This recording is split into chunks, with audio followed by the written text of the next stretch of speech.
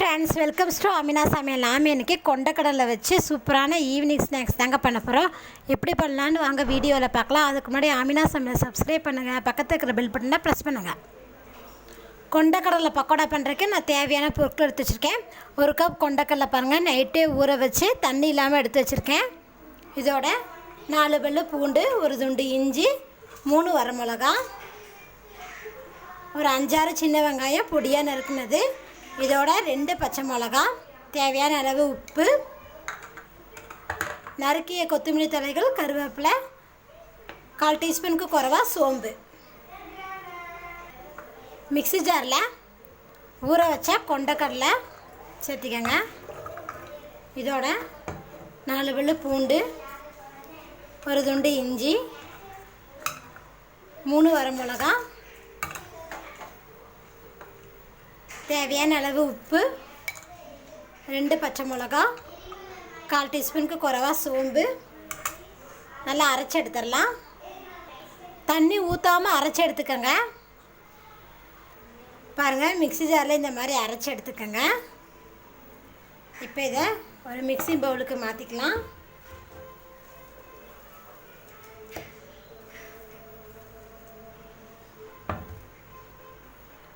பாருங்கள், இது மிக்ஸி பவுலுக்கு மாற்றினதுக்கப்புறம் இதில் கட் பண்ணி வச்சுருக்கிற 5-6 சின்ன வெங்காயம் நல்லா பொடியாக நறுக்கிக்கோங்க. இது இதில் சேர்த்திக்கலாம். இதோட நறுக்கிய கொத்தமல்லி தழை, நறுக்கிய கருவேப்பிலை, இதோட ஒரு பிஞ்சு போல் பெருங்காயத்தூள். ஆல்ரெடி நம்ம உப்பு போட்டிருக்கோம். உப்பு பத்தலைன்னா போட்டால் போதும். இப்போ இதை நல்லா மிக்ஸ் பண்ணிக்கலாம்.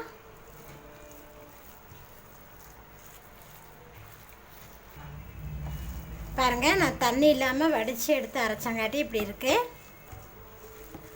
உங்களுக்கு கொஞ்சம் லூஸாக இருக்கிற மாதிரி தெரிஞ்சதுன்னா, தண்ணி இருக்கிற மாதிரி தெரிஞ்சுன்னா நீங்கள் இதில் கொஞ்சமாக அரிசி மாவு ஆட் பண்ணிக்கலாம். அவ்வளோதாங்க, நல்லா மிக்ஸ் பண்ணியாச்சு.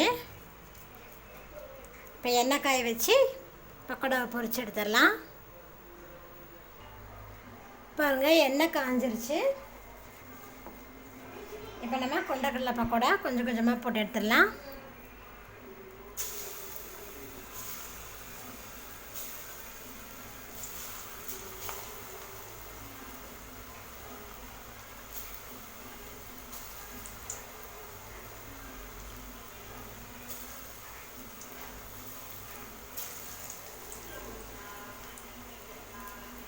போட்டதும் திருப்பாதீங்க.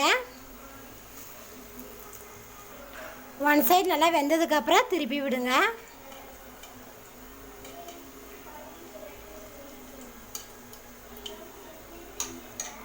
பாருங்கள், கொண்டக்கடலை தண்ணி இல்லாமல் எடுத்திங்கன்னா தான் உங்களுக்கு பாருங்கள் இந்த மாதிரி வரும். தண்ணியோடு இருந்தால் மாவு தனித்தனியாக போயிடும்.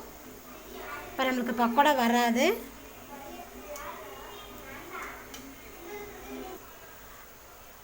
எல்லா பக்கமும் வேகிற மாதிரி நல்லா புரட்டி விடுங்க. ஃப்ளேம் வந்து மீடியமில் வச்சுக்கோங்க. பாருங்கள், பக்கோடா ரெடி ஆகிடுச்சு. இப்போ நம்ம இதை எடுத்துடலாம். மீதி இருக்கிற மாவுலேயும் அதேமாதிரி போட்டிருக்கேன் பக்கோடாவை. பாருங்கள், பக்கோடாவில் எண்ணெயே குடிக்கல. பாருங்கள், நம்மளோட சூப்பரான டீ ஸ்நாக்ஸு கொண்டக்கடலை பக்கோடா ரெடி ஆகிடுச்சு.